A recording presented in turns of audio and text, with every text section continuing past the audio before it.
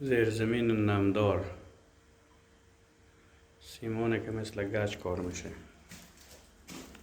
سیمان این جلو نم و رطوبت همه چیز میگیره.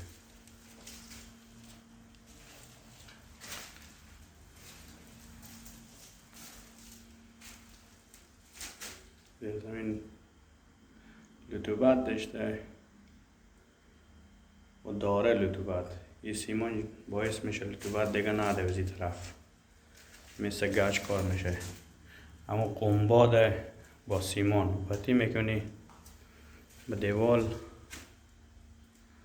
این رقم مثل گچ وید صاف میشه.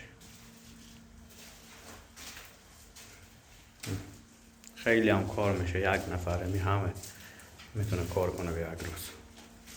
اتاق دیگه